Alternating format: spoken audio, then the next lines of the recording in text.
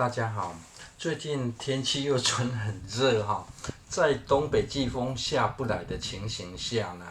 换季种植会比较吃力啦。不过这对于除草整地而言呢，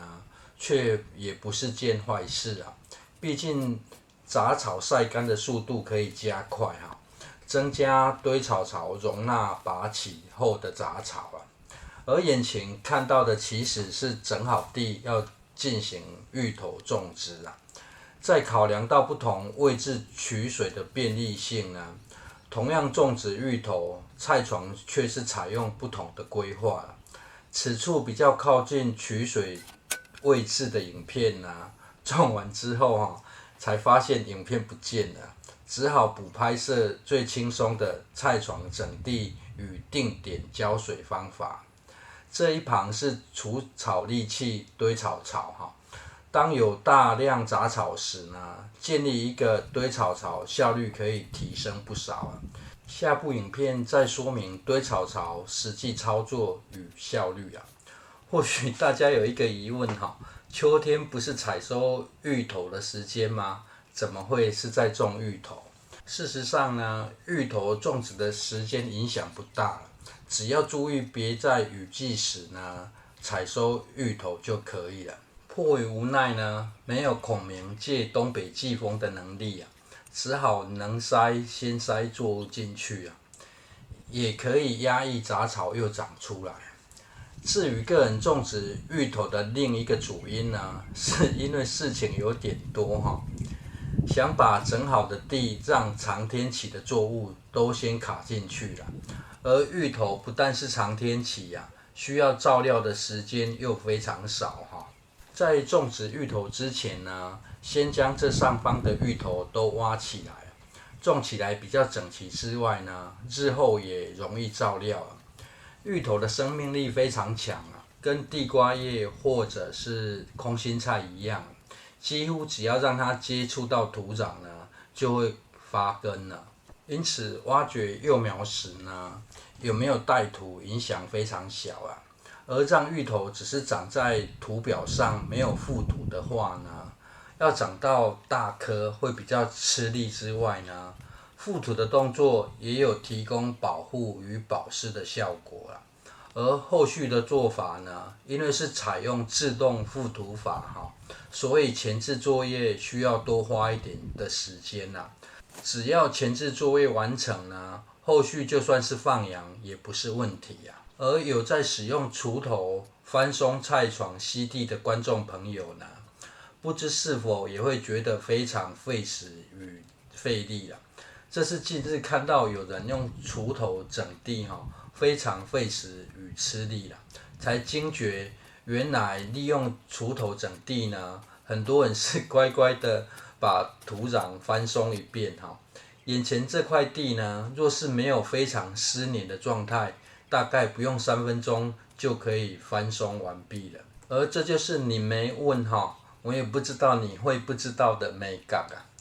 这是很容易被忽略拍摄到的细节啦。由于这组菜床算比较宽啦，在使用锄头松土时，可以先将菜床对切啦。锄头挖掘的位置就在正中央挖掘的时候呢，锄头采用约45度角将土壤翻起啦。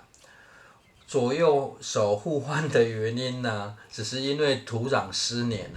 翻松会比较费力啦，手比较容易酸而已啦。换手只是让手趁机休息一下，接着在左右侧呢，再进行对切翻松一次啦。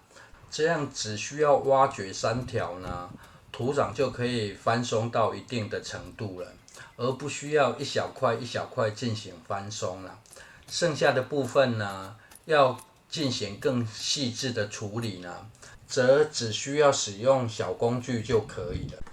接下来在中央位置挖出一条沟槽目的是方便日后可以定点进行浇水会更为省时省力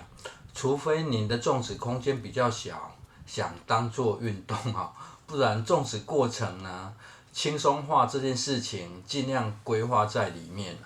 毕竟烈日下呢，人省点日照也很重要啊。而一旁的走道等有时间再铺上杂草抑制席啊，这也算是秋冬种植除草后的一个重要改善了。尽量利用天气凉爽时顺道调整设施不然天热时才要做真的是汗滴禾下土了。接着在凹槽两侧挖出凹洞，进行双排种植。这方式除了方便芋头进行血植呢，日后还有自动覆土的效果啦。至于凹洞距离多少，取决于挖出的土可以摆放的空间换个简单说法啦，挖出凹洞的土壤摆在两个凹洞之间呢，不会崩落就够了。如果发生不断崩落，则是需要拉大一点距离来堆放土壤啊。另外，挖掘的深度呢，就是您希望芋头长多大的深度啦。个人建议是最好有25到30公分啦。除了平时浇水有蓄水的功能之外呢，日后不需要经过挖掘或是猜测呢，直接看就知道芋头有多大颗了。另外，挖掘时呢，洞穴内保留一些疏松的土壤进行种植时会更轻松，拿来覆盖底根啊。挖掘好洞穴后，在进行种植前，如果不清楚自己皮肤对于芋头叶是否会敏感，最好跟采收时一样，戴上护具跟手套啦，不然对芋头比较敏感的人呢，会容易导致全身发痒啊。而若是种植空间不大，在移植芋头苗时呢，可以优先选择已经看见芋头雏形的幼苗种植啊，这样可以缩短一点生长的时间啊。由于生长过程，芋头幼苗会不断长出来，个人种植的方式则是选择轻松整地的方式啦。日后还会陆续增加种植范围。至于芋头叶是否需要先行割除，增加保湿的效果呢？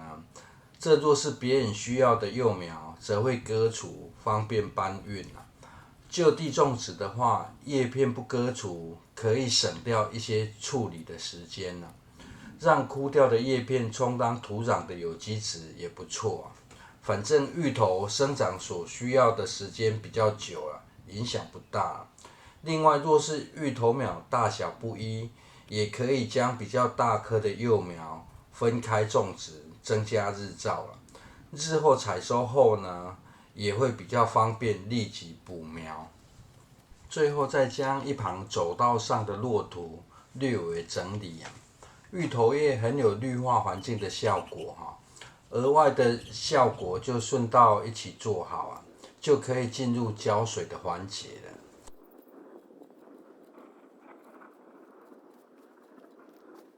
从这位置取水大概得走5步啦。天气热的时候呢，别说7步成湿啦，只要多走个3步就全身湿了。这也是为何会在中间挖出沟槽的安排从另一侧进行浇水，可以原地都不用走可以轻松快速不少了。不过因为浇水下去的位置都是同一个定点这样会容易冲刷出一个凹槽因此又在水落下的位置呢，垫上碎瓦片，提供缓冲的效果。接下来就是放芋头自由生长了。